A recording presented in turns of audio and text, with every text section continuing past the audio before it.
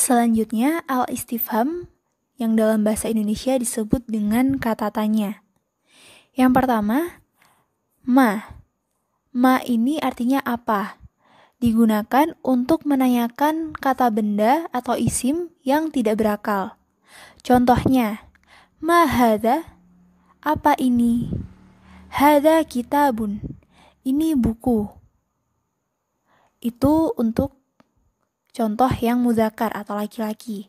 Selanjutnya untuk yang perempuan atau muannas, ma hadhihi? Apa ini? Hadhihi mistarah. Ini penggaris. Kata tanya yang kedua, hal. Artinya apakah? Digunakan untuk menanyakan jawaban ya atau tidak. Contohnya, hal hadza mirsam? Apakah ini pensil? Naam, hadza mirsam. Ya, ini pensil. Atau kalau jawabannya tidak, la, hadza qalam. Tidak, ini pena. Kata tanya yang ketiga yaitu man. Artinya siapa? Digunakan untuk menanyakan kata benda yang berakal. Contohnya, man hadza? Siapa ini? Hadza Mahmud. Ini Mahmud. Man hadhihi? Siapa ini? Hadhihi Mahmudah. Ini Mahmudah. Kata tanya yang keempat yaitu kaifa. Artinya bagaimana?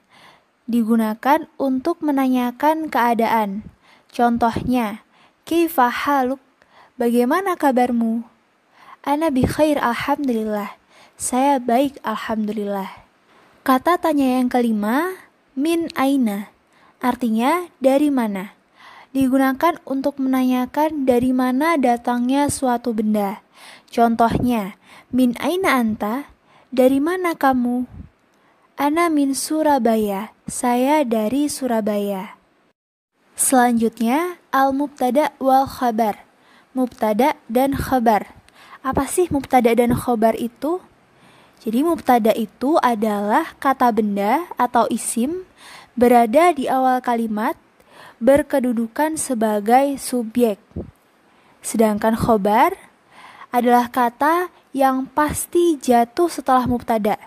Jadi letaknya setelah mubtada. Kedudukan sebagai predikat. Jadi kalau di bahasa Indonesia, mubtada itu perbandingannya sama dengan subjek. Sedangkan khobar itu perbandingannya sama dengan predikat. Contoh kalimatnya. Yang pertama, huwa Faruk. Dia Faruk.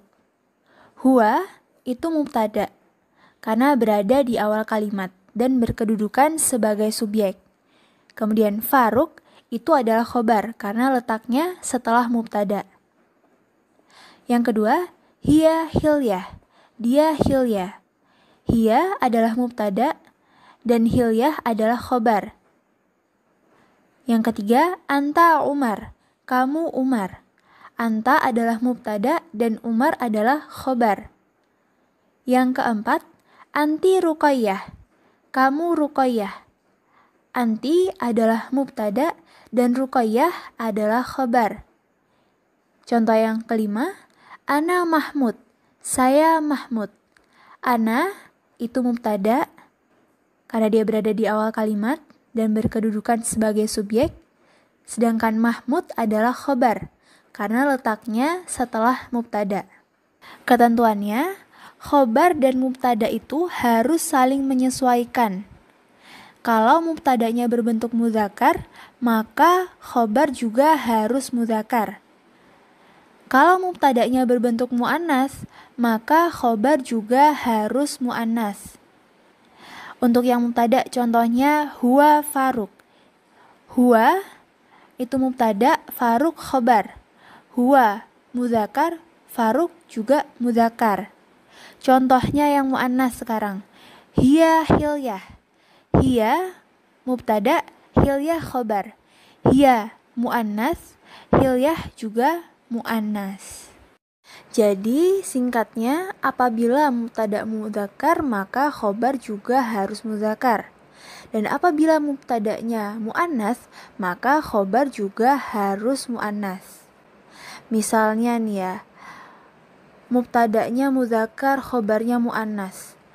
Huwa Hilya. Huwa muzakkar mubtada, Hilya khobar muannas. Itu tidak tepat.